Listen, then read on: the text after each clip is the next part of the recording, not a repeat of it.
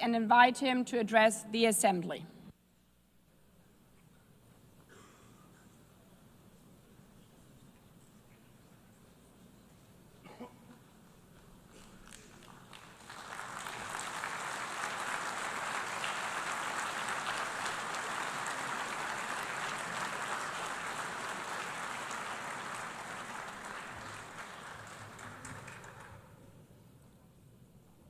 Thank you very much.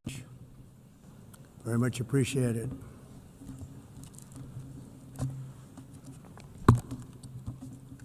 And I don't mind making this speech without a teleprompter, because the teleprompter is not working. I feel very happy to be up here with you nevertheless, and that way you speak more from the heart. I can only say that whoever's operating this teleprompter is in big trouble.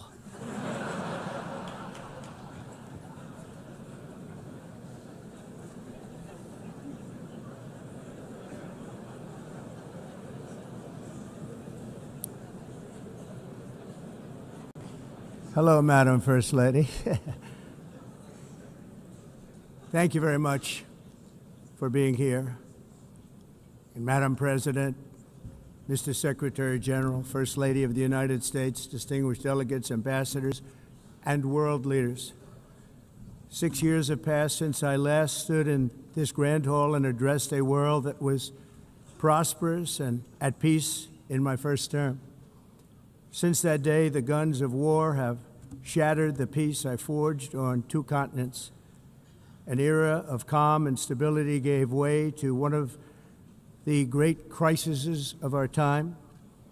And here in the United States, 4 years of weakness, lawlessness, and radicalism under the last administration delivered our nation into a repeated set of disasters. 1 year ago, our country was in deep trouble, but today, just 8 months into my administration, we are the hottest country anywhere in the world, and there is no other country even close. America is blessed with the strongest economy, the strongest borders, the strongest military, the strongest friendships, and the strongest spirit of any nation on the face of the earth. This is indeed the golden age of America. We are rapidly reversing the economic calamity we inherited from the previous administration, including ruinous price increases and record-setting inflation like we've never had before. Under my leadership, energy costs are down, gasoline prices are down, grocery prices are down, mortgage rates are down, and inflation has been defeated. The only thing that's up is the stock market, which just hit a record high. In fact, it hit a record high 48 times in the last short period of time. Growth is surging, manufacturing is booming. The stock market, as I said, is doing better than it's ever done. And all of you in this room benefit by that, almost everybody. And importantly, workers' wages are rising at the fastest pace in more than 60 years. And that's what it's all about, isn't it? In 4 years of President Biden, we had less than $1 trillion of new investment into the United States. In just 8 months since I took office, we have secured commitments and money already paid for $17 trillion. Think of it, 4 years, less than $1 trillion, 8 months, much more than $17 trillion is being invested in the United States. And it's now pouring in from all parts of the world. We've implemented the largest tax cuts in American history and the largest regulation cuts in American history, making this once and again the best country on earth to do business. And many of the people in this room are investing in America, and it's turned out to be an awfully good investment during this 8-month period. In my first term, I built the greatest economy in the history of the world. We had the best economy ever, history of the world. And I'm doing the same thing again, but this time It's actually much bigger and even better. The numbers far surpass my record-setting first term.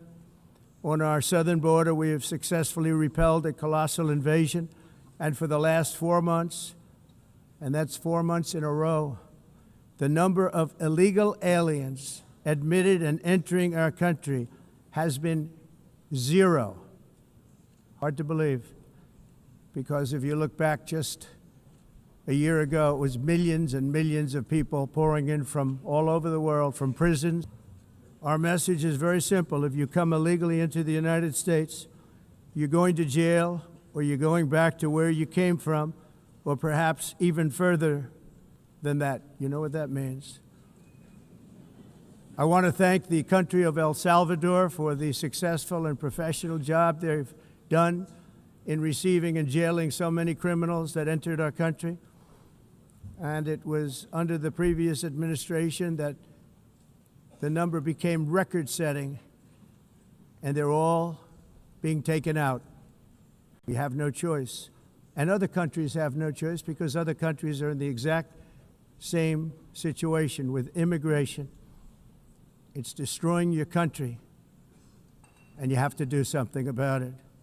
On the world stage, America is respected again like it has never been respected before.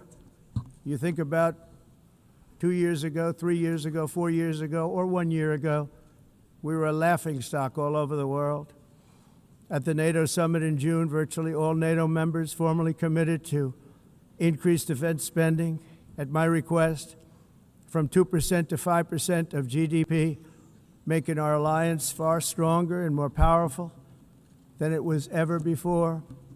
In May, I traveled to the Middle East to visit my friends and rebuild our partnerships in the Gulf and those valued relationships with Saudi Arabia, Qatar, and the UAE, and other countries are now, I believe, closer than ever before. My administration has negotiated one historic trade deal after another, including with the United Kingdom, the European Union, Japan, South Korea, Vietnam, Indonesia, the Philippines, Malaysia, and many, many others. Likewise, in a period of just 7 months, I have ended 7 unendable wars. They said they were unendable. You're never going to get them solved. Some were going for 31 years, 2 of them, 31, think of it, 31 years. One was 36 years. One was 28 years. I ended 7 wars. And in all cases, they were raging with countless thousands of people being killed. This includes Cambodia and Thailand, Kosovo and Serbia, the Congo and Rwanda, a vicious, violent war that was, Pakistan and India, Israel and Iran, Egypt and Ethiopia, and Armenia and Azerbaijan. It included all of them. No president or prime minister, and for that matter, no other country has ever done anything close to that. And I did it in just 7 months. It's never happened before. There's never been anything like that. I'm very honored to have done it. It's too bad that I had to do these things instead of the United Nations doing them. And sadly, in all cases, the United Nations did not even try to help in any of them. I ended 7 wars, dealt with the leaders of each and every one of these countries, and never even received a phone call from the United Nations offering to help in finalizing the deal. All I got from the United Nations was an escalator that on the way up stopped right in the middle. If the First Lady wasn't in great shape, she would have fallen, but she's in great shape. We're both in good shape. We both stood. And then a teleprompter that didn't work. These are the 2 things I got from the United Nations, a bad escalator and a bad teleprompter. Thank you very much. And by the way, it's working now. It just went on. Thank you. I think I should just do it the other way. It's easier. Thank you very much. I didn't think of it at the time because I was too busy working to save millions of lives that is the saving and stopping of these wars. But later I realized that the United Nations wasn't there for us. They weren't there. I thought of it really after the fact, not during these negotiations, which were not easy. That being the case, what is the purpose of the United Nations? The UN has such tremendous potential. I've always said it. It has such tremendous, tremendous potential, but it's not even coming close to living up to that potential. For the most part, at least for now, all they seem to do is write a really strongly worded letter and then never follow that letter up. It's empty words, and empty words don't solve war. The only thing that solves war and wars is action. Now, after ending all of these wars and also earlier negotiating the Abraham Accords, which is a very big thing for which our country received no credit, never receives credit. Everyone says that I should get the Nobel Peace Prize for each one of these achievements. But for me, the real prize will be the sons and daughters who live to grow up with the mothers and fathers, because millions of people are no longer being killed in endless and unglorious wars. What I care about is not winning prizes, it's saving lives. We saved millions and millions of lives with the 7 wars. And we have others that we're working on, and you know that. Many years ago, a very successful real estate developer in New York, known as Donald J. Trump, I bid on the renovation and rebuilding of this very United Nations complex. I remember it so well. I said at the time that I would do it for $500 million, rebuilding everything. It would be beautiful. I used to talk about, I'm going to give you marble floors. They're going to give you terrazzo. I'm going to give you the best of everything. You're going to have mahogany walls. They're going to give you plastic. But they decided to go in another direction, which was much more expensive at the time, and which actually produced a far inferior product. And I realized that they did not know what they were doing when it came to construction, and that their building concepts were so wrong, and the product that they were proposing to build was so bad and so costly. It was going to cost them a fortune. And I said, and wait till you see the overruns. Well, I turned out to be right. They had massive cost overruns and spent between $2 and $4 billion on the building and did not even get the marble floors that I promised them. You walk on terrazzo. Do you notice that? As far as I'm concerned, frankly, looking at the building and getting stuck on the escalator, they still haven't finished the job. They still haven't finished. That was years ago. The project was so corrupt that Congress actually asked me to testify before them on the tremendous waste of money, because it turned out that they had no idea what it was, but they knew it was anywhere between $2 and $4 billion as opposed to $500 million with a guarantee. But they had no idea, and I said it cost much more than $5 billion. Unfortunately, many things in the United Nations are happening just like that, but on an even much bigger scale, much, much bigger. Very sad to see. Whether the UN can manage to play a productive role, I've come here today to offer the hand of American leadership and friendship to any nation in this assembly that is willing to join us in forging a safer, more prosperous world. And it's a world that we'll be much happier with. A dramatically better future is within our reach. But to get there, we must reject the failed approaches of the past and work together to confront some of the greatest threats in history. There is no more serious danger to our planet today than the most powerful and destructive weapons ever devised by man, of which the United States, as you know, has many. Just as I did in my first term, I've made containing these threats a top priority, starting with the nation of Iran. My position is very simple. The world's #1 sponsor of terror can never be allowed to possess the most dangerous weapon. That's why shortly after taking office, I sent the so-called Supreme Leader a letter making a generous offer. I extended a pledge of full cooperation in exchange for a suspension of Iran's nuclear program. The regime's answer was to continue their constant threats to their neighbors and U.S. interests throughout the region and some great countries that are right nearby. Today, many of Iran's former military commanders, in fact, I can say almost all of them, are no longer with us. They're dead. And 3 months ago, in Operation Midnight Hammer, 7 American B-2 bombers dropped the 14 30,000-pound each bombs on Iran's key nuclear facilities, totally obliterating everything. No other country on earth could have done what we did. No other country has the equipment to do what we did. We have the greatest weapons on earth. We hate to use them. But we did something that for 22 years people wanted to do. With Iran's nuclear enrichment capacity demolished, I immediately brokered an end to the 12-day war, as it's called, between Israel and Iran, with both sides agreeing to fight no longer. As everyone knows, I have also been deeply engaged in seeking a ceasefire in Gaza. Have to get that done. Have to get it done.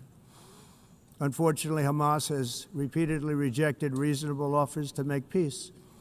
We can't forget October 7th, can we? Now, as if to encourage continued conflict, some of this body is seeking to unilaterally recognize a Palestinian state. The rewards would be too great for Hamas terrorists for their atrocities. This would be a reward for these horrible atrocities, including October 7th, even while they refuse to release the hostages or accept a ceasefire. Instead of giving to Hamas and giving so much, because they've taken so much, they have taken so much. This could have been solved so long ago. But instead of giving in to Hamas's ransom demands, those who want peace should be united with one message: release the hostages now. Just release the hostages now. Thank you.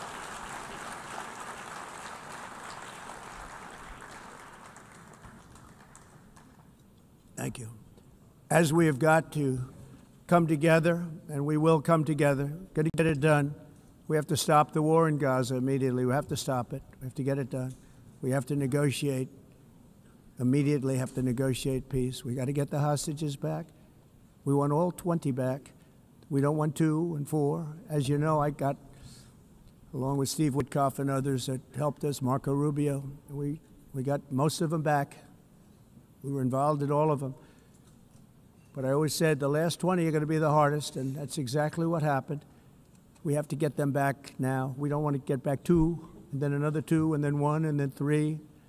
Have this process. No, we want them all back, and we want the actually 38 dead bodies back too. Those parents came to me, and they want them back, and they want them back very quickly and very badly. As though they were alive, they want them. They want them every bit as much as if their son or daughter were alive. I've also been working relentlessly, stopping the killing in Ukraine. I thought that would be, of the 7 wars that I stopped, I thought that would be the easiest because of my relationship with President Putin, which had always been a good one. I thought that was going to be the easiest one. But you know, in war, you never know what's going to happen. There are always lots of surprises, both good and bad. Everyone thought Russia would win this war in 3 days, but it didn't work out that way. It was supposed to be just a quick little skirmish. It's not making Russia look good. It's making them look bad. No matter what happens from here on out, this was something that should have taken a matter of days, certainly less than a week. And they've been fighting for 3.5 years and killing anywhere from 5,000 to 7,000 young soldiers, mostly soldiers, on both sides, every single week, from 5,000 to 7,000 dead young people, and some in cities, much smaller numbers, where rockets are shot, where drones are dropped. This war would never have started if I were president. This was a war that should have never happened. it shows you what leadership is, what bad leadership can do to a country. Look what happened to the United States, and look where we are right now in just a short period of time. The only question now is how many more lives will be needlessly lost on both sides. China and India are the primary funders of the ongoing war by continuing to purchase Russian oil. But inexcusably, even NATO countries have not cut off much Russian energy and Russian energy products, which, as you know, I found out about 2 weeks ago, and I wasn't happy. Think of it. They're funding the war against themselves. Who the hell ever heard of that one? In the event that Russia is not ready to make a deal to end the war, then the United States is fully prepared to impose a very strong round of powerful tariffs, which would stop the bloodshed, I believe, very quickly. But for those tariffs to be effective, European nations, all of you are gathered here right now, would have to join us in adopting the exact same measures.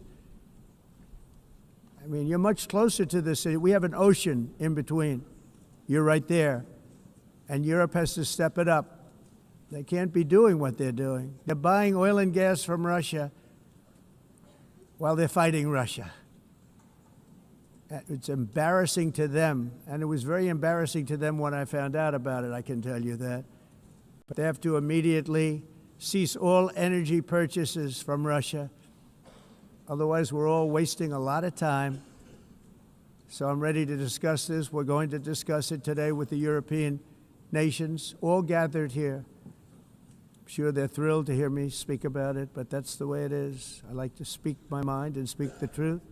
As we seek to reduce the threat of dangerous weapons today, I'm also calling on every nation to join us in ending the development of biological weapons once and for all.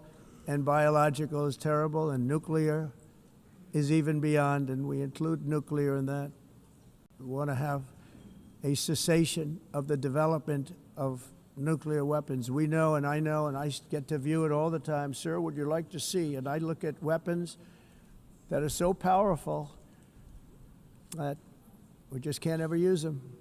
If we ever use them, the world literally might come to an end. There would be no United Nations to be talking about. There would be no nothing. Just a few years ago, reckless experiments overseas gave us a devastating global pandemic. Yet despite that worldwide catastrophe, many countries are continuing extremely risky research into bioweapons and man-made pathogens. This is unbelievably dangerous. To prevent potential disasters, I'm announcing today that my administration will lead an international effort to enforce biological weapons convention, which is going to be meeting with the top leaders of the world by pioneering an AI verification system that everyone can trust. Hopefully the UN can play a constructive role, and it will also be one of the early projects under AI. Let's see how good it is, because a lot of people are saying it could be one of the great things ever, but it also can be dangerous, but it can be put to tremendous use and tremendous good, and this would be an example of that. Not only is the UN not solving the problems it should, too often, it's actually creating new problems for us to solve. The best example is the #1 political issue of our time, the crisis of uncontrolled migration. It's uncontrolled. Your countries are being ruined. The United Nations is funding an assault on Western countries and their borders.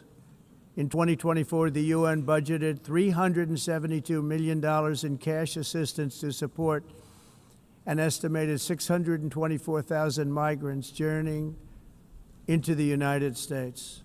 Think of that. The UN is supporting people that are illegally coming into the United States, and then we have to get them out. The UN also provided food, shelter, transportation, and debit cards to illegal aliens. Can you believe that? On the way to infiltrate our southern border. Millions of people came through that southern border. Just a year ago, millions and millions of people were pouring in, 25 million altogether over the 4 years of the incompetent Biden administration. And now we have it stopped, totally stopped. In fact, they're not even coming anymore because they know they can't get through. But what took place is totally unacceptable. The UN is supposed to stop invasions, not create them and not finance them.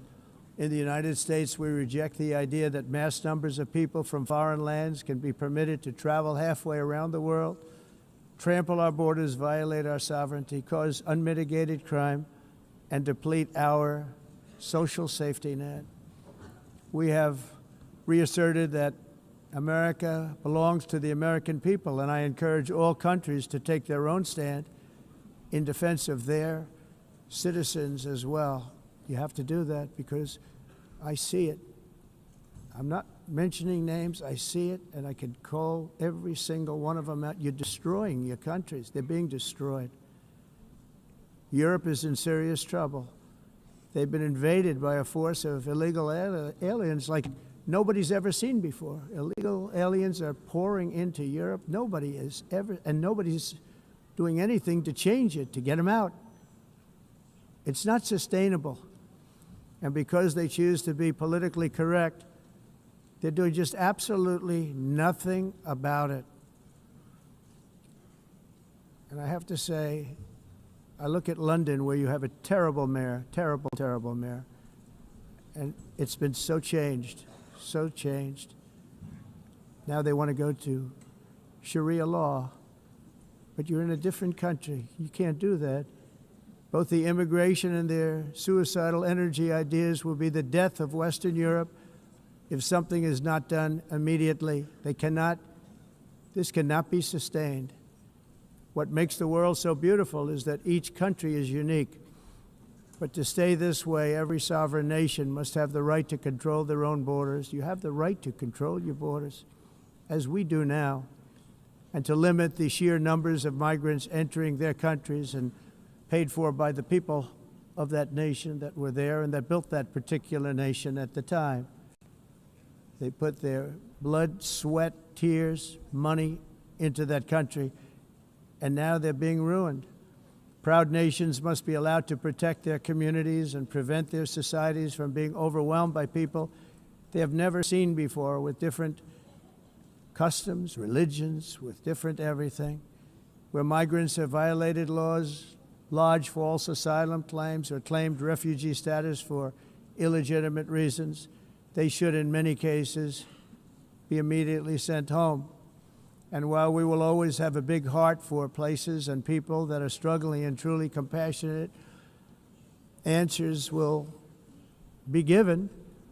We have to solve the problem, and we have to solve it in their countries, not create new problems in our countries. And we are very helpful to a lot of countries that are just not able to send their people anymore. They used to send them to us in caravans of 25,000, 30,000 people each. These massive caravans of people pouring into our country, totally unchecked and unvetted. But not anymore.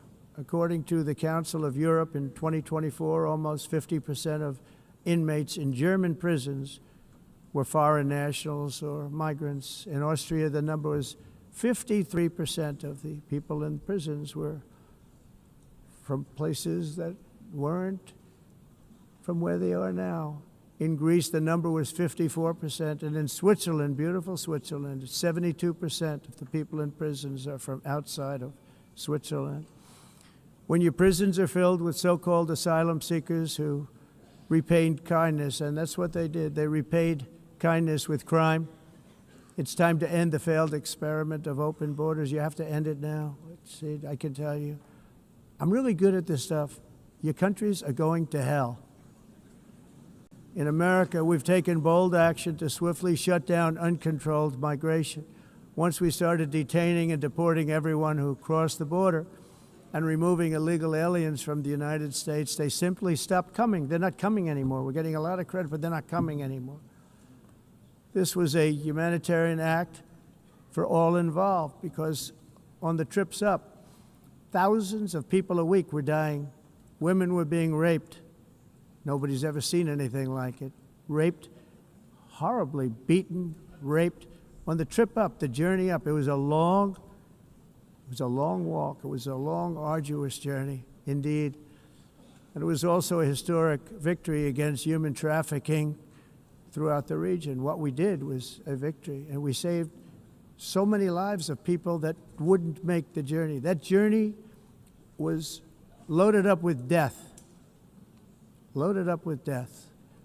Dead bodies all along the roads of jungles to get up. They go through jungles, they go through areas so hot you couldn't breathe. They were dying of suffocation, areas so hot that you couldn't breathe.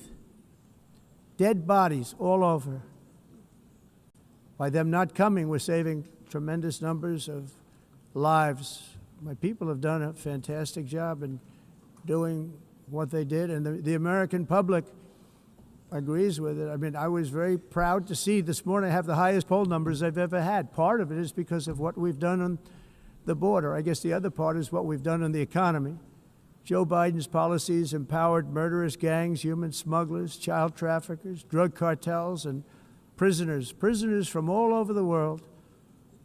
The previous administration also lost nearly 300,000 children. Think of that. They lost more than 300,000 children, little children, who were trafficked into the United States on the Biden watch, many of whom have been raped, exploited, and abused, and sold.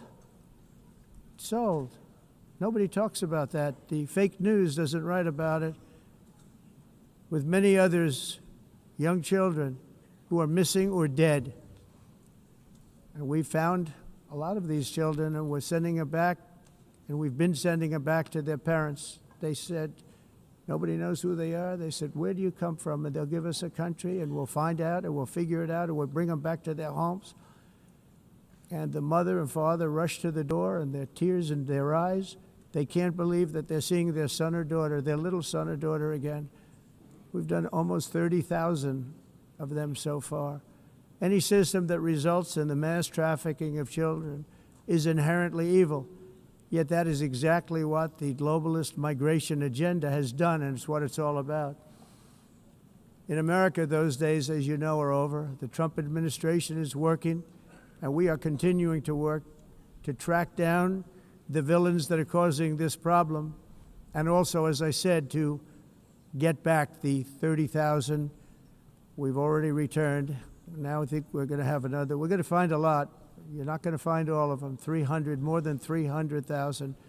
They're lost or they're dead. They're lost or they're dead because of the animals that did this. To protect our citizens, I've also designated multiple savage drug cartels as far as and you see this, and you see it happening right before your eyes. Let's put it this way. People don't like taking big loads of drugs in boats anymore. There aren't too many boats that are traveling on the seas by Venezuela. They tend not to want to travel very quickly anymore. And we've virtually stopped drugs coming into our country by sea. We call them the water drugs. They kill hundreds of thousands of people. I've also designated multiple savage drug cartels as far as foreign terrorist organizations, along with two bloodthirsty transnational gangs, probably the worst gangs anywhere in the world, MS-13 and Tren de Aragua. Tren de Aragua is from Venezuela, by the way. Such organizations torture, maim, mutilate, and murder with impunity. They're the enemies of all humanity. For this reason, we've recently begun using the supreme power of the United States military to destroy Venezuelan terrorists and trafficking networks led by Nicolas Maduro. To every terrorist thug smuggling poisonous drugs into the United States of America, please be warned that we will blow you out of existence. That's what we're doing. We have no choice. Can't let it happen. They're destroying. I believe we lost 300,000 people last year to drugs, 300,000. Fentanyl and other drugs. Each boat that we sink carries drugs that would kill more than 25,000 Americans. We will not let that happen. Energy is another area where the United States is now thriving like never before. We're getting rid of the falsely named renewables. By the way, they're a joke. They don't work. They're too expensive. They're not strong enough to fire up the plants that you need to make your country great. The wind doesn't blow. Those big windmills are so pathetic and so bad, so expensive to operate. And they have to be rebuilt all the time, and they start to rust and rot. Most expensive energy ever conceived, and it's actually energy. You're supposed to make money with energy, not lose money. You lose money, the governments have to subsidize. You can't put them out without massive subsidies. And most of them are built in China, and I give China a lot of credit. They build them, but they have very few wind farms. So why is it that they build them and they send them all over the world, but they barely use them? You know what they use? Coal. They use gas. They use almost anything, but they don't like wind. But they sure as hell like selling the windmills. Europe, on the other hand, has a long way to go, with many countries being on the brink of destruction because of the green energy agenda. And I give a lot of credit to Germany. Germany was being led down a very sick path, both on immigration, by the way, and on energy. They were going green, and they were going bankrupt. And the new leadership came in, and they went back to where they were, with fossil fuel and with nuclear, which is good. It's now safe, and you can do it properly. But they went back to where they were, and they opened up a lot of different plants, energy-producing plants, and they're doing well. I give Germany a lot of credit for that. They've said this is a disaster, what's happening. They were going all green. All green is all bankrupt. That's what it represents. And it's not politically correct. I'll be very badly criticized for saying it, but I'm here to tell the truth. I don't care. It doesn't matter to me. I'm in New York City. I'm feeling a lot safer. Crime, we're getting crime down. And by the way, speaking of crime, Washington, D.C. Washington, D.C. was the crime capital of America. Now it's after 12 days, it's a totally safe city. Everyone's going out to dinner. They're going out to restaurants. Your wife can walk down the middle of the street with or without you. Nothing's going to happen. My people have done a fantastic job. And yes, I called in the National Guard, and the National Guard took care of business, and they weren't politically correct, but they took care of business. We got 1,700 career criminals out, brought them back to where they came from, the countries where they came from, or put them in jails. Washington, D.C. is now a totally safe city again, and I welcome you to come. In fact, we'll have dinner together at a local restaurant, and we'll be able to walk. We don't have to go by an armor-plated vehicle. We'll walk right over there from the White House. They've given up their powerful edge, a lot of the countries that we're talking about, in oil and gas, such as essentially closing the great North Sea oil. Oh, the North Sea, I know it so well. Aberdeen was the oil capital of Europe, and there's tremendous oil that hasn't been found in the North Sea, tremendous oil. And I was with the Prime Minister I respect and like a lot, and I said, you're sitting with the greatest asset. They essentially closed it by making it so highly taxed that no developer, no oil company can go there. They have tremendous oil left, and more importantly, they have tremendous oil that hasn't even been found yet. And what a tremendous asset for the United Kingdom. And I hope the Prime Minister is listening, because I told it to him 3 days in a row. That's all he heard. North Sea oil, North Sea, because I want to see them do well.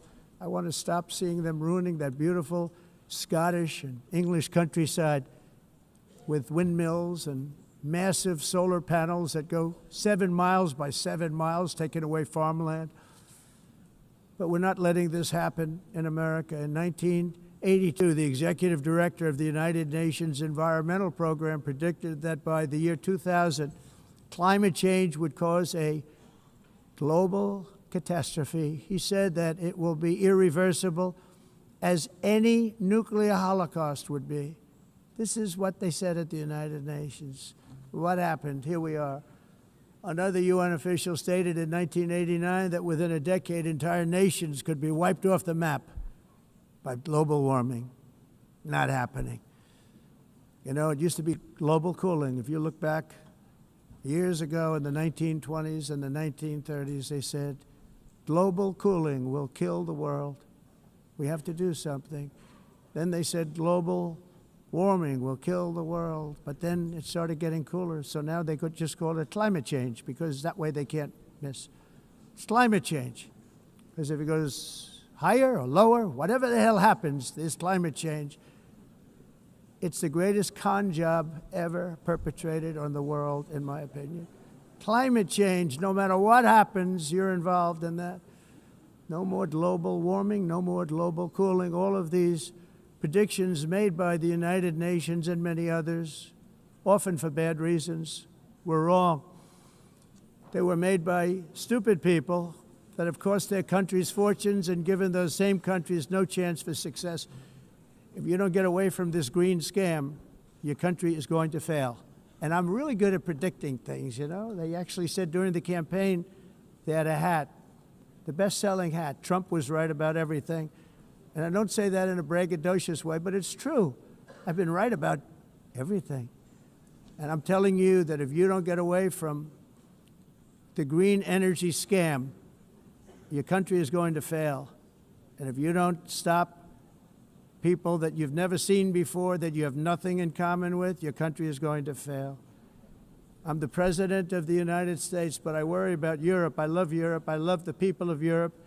And I hate to see it being devastated by energy and immigration.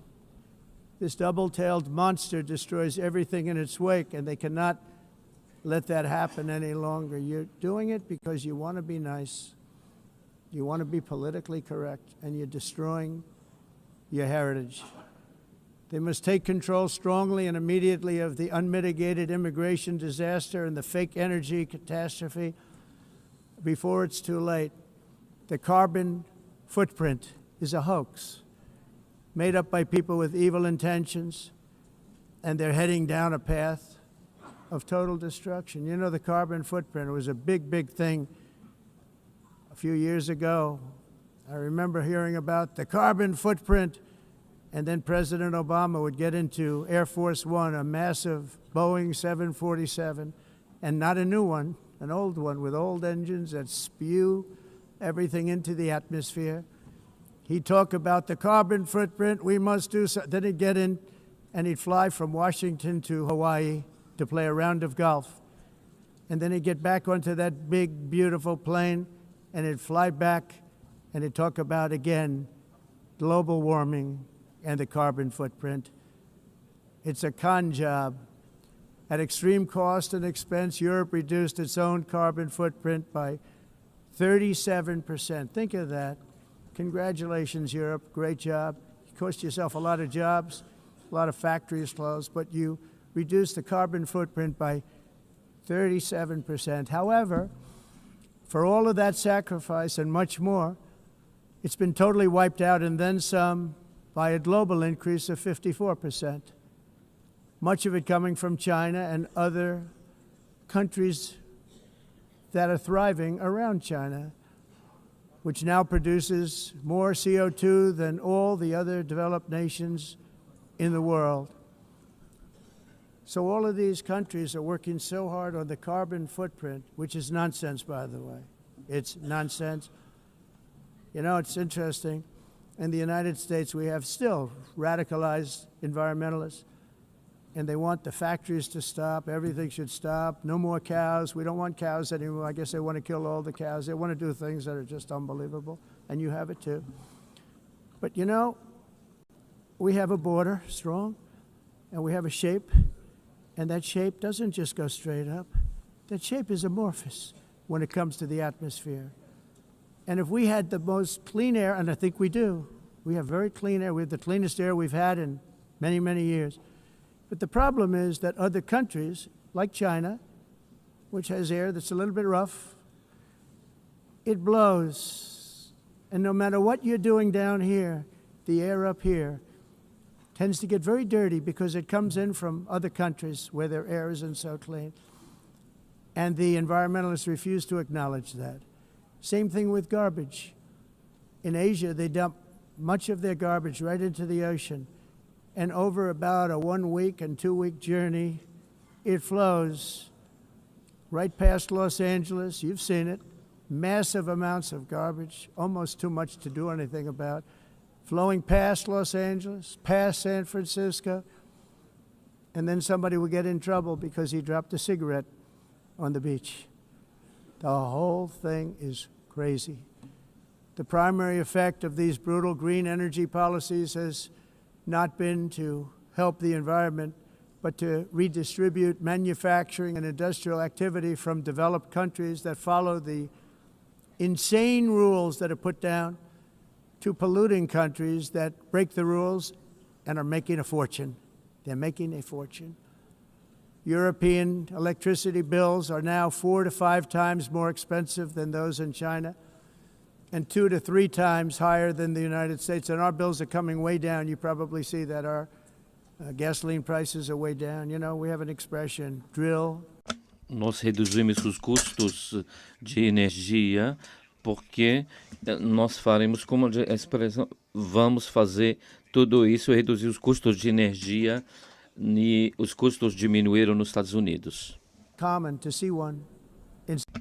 Por exemplo, se você olhar Electric costs nos países em approximately faturas de energia, 100 heat-related deaths nós não annually. mas nós nos Estados Unidos conseguimos usar eles e evitar aumento da temperatura, porque é muito caro também usar nada e ninguém usa Pretending to stop the global tudo isso. hoax. The A of asking mudança. industrialized nations, Esse agenda mundialista não tem nenhum sentido. entire societies must be rejected País and pre- it must be immediate. That's why in America I withdrew from the fake Paris Climate Accord, where, by the way, America was paying so much more than every country. Others weren't paying. China didn't have to pay until 2030. Russia was given an old standard that was easy to meet, a 1990 standard. But for the United States, we're supposed to pay like $1 trillion. And I said, this is another scam. The fact is, the United States has been taken advantage of by the world for many, many years, but not any longer, as you probably noticed. I unleashed massive energy production and signed historic executive orders to hunt for oil, but we don't have to do much hunting because we have the most oil of any nation anywhere, oil and gas in the world. And if you add coal, we have the most of any nation in the world. Clean, I call it clean, beautiful coal. You can do things today with coal that you couldn't have done 10 years ago, 15 years. So I have a little standing order in the White House. Never use the word coal, only use the words clean, beautiful coal. Sounds much better, doesn't it? But we stand ready to provide any country with abundant, affordable energy supplies if you need them, when most of you do. We're proudly exporting energy all over the world. We're now the largest exporter. In the United States, we want trade and robust commerce with all nations, everybody. We want to help nations. We're going to help nations. But it must also be fair and reciprocal. The challenge with trade is much the same with climate. The countries that followed the rules, all their factories have been plundered. It's really sad to watch. They've been broken. They've been broken by countries that broke the rules. That's why the United States is now applying tariffs to other countries, and much as these tariffs were for many years applied to us, uncontrollably applied to us. We've used tariffs as a defense mechanism under the Trump administration, including my first term, where hundreds of billions of dollars in tariffs were taken in. And by the way, we had the lowest inflation, and now we have very low inflation. The only thing different is that we have hundreds of billions of dollars flowing into our country. But this is how we will ensure that the system works for everyone and is sustainable into the future. We're also using tariffs to defend our sovereignty and security throughout the world, including against nations that have taken advantage of former U.S. administrations for decades, including the most corrupt, incompetent administration in history, the sleepy Joe Biden administration.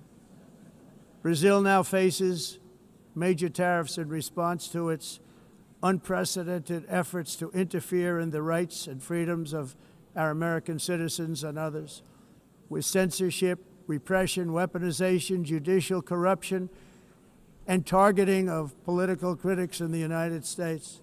I have a little problem saying this because I must tell you, I was walking in and the leader of Brazil was walking out. We saw him and I saw him, he saw me, and we embraced. And then I'm saying, can you believe I'm going to be saying this in just 2 minutes? But we actually agreed that we would meet next week. We didn't have much time to talk, like about 20 seconds. They were in retrospect, I'm glad I waited because this thing didn't work out too well. But we did talk, we had a good talk, and we agreed to meet next week, if that's of interest. But he seemed like a very nice man, actually. He liked me, I liked him. But if you, and I only do business with people I like.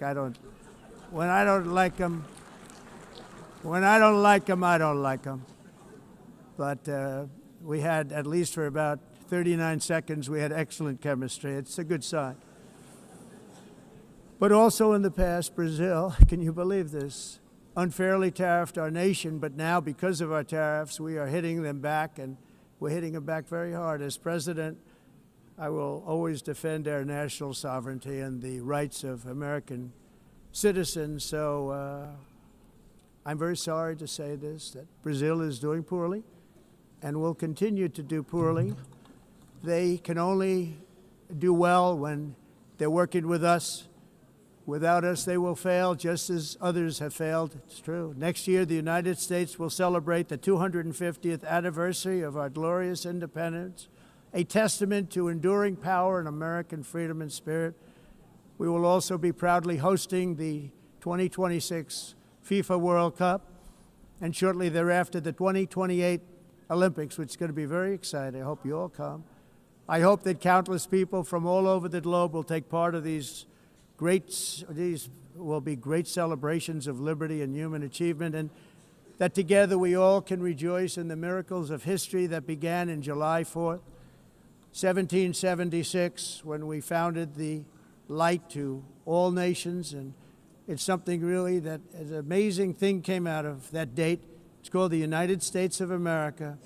In honor of this momentous anniversary, I hope that all countries who find inspiration in our example will join us in renewing our commitment, values, and those values really that we hold so dear. Together, let us defend free speech and free expression. Let us protect religious liberty, including for the most persecuted religion on the planet today. It's called Christianity. And let us safeguard our sovereignty and cherish qualities that have made each of our nations so special, incredible, and extraordinary. In closing, I just want to repeat that immigration and the high cost of so-called green renewable energy is destroying a large part of the free world and a large part of our planet. Countries that cherish freedom are fading fast because of their policies on these two subjects. You need strong borders and traditional energy sources if you are going to be great again. Whether you have come from north or south, east or west, near or far, every leader in this beautiful hall today represents a rich culture, a noble history, and a proud heritage that makes each nation majestic and unique, unlike anything else in human history or any other place on the face of the earth.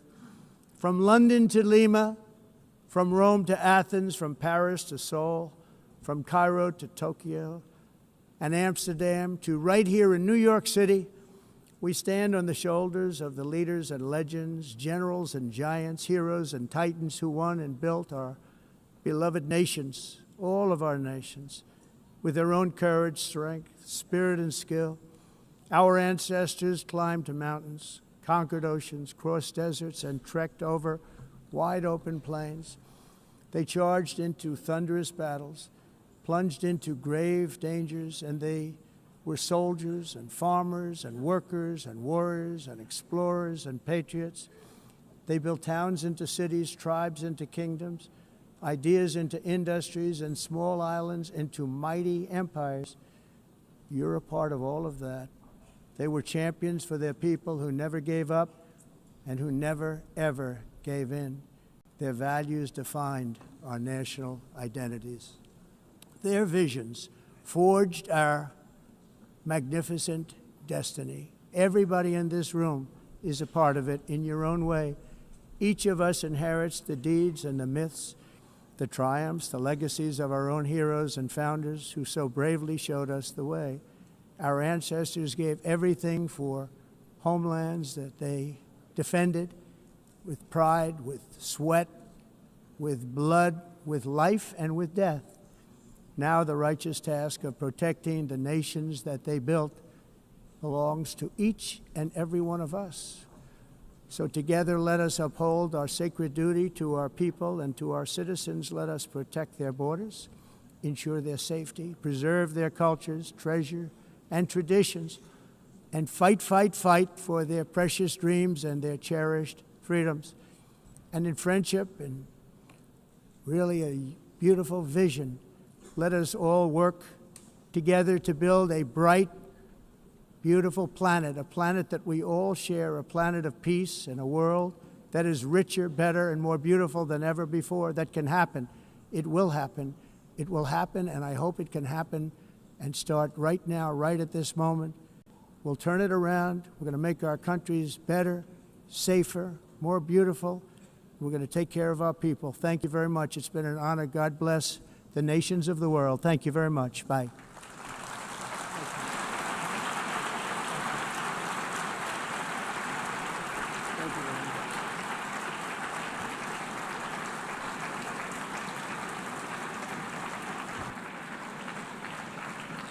On behalf of the Assembly, I wish to thank the President of the United States,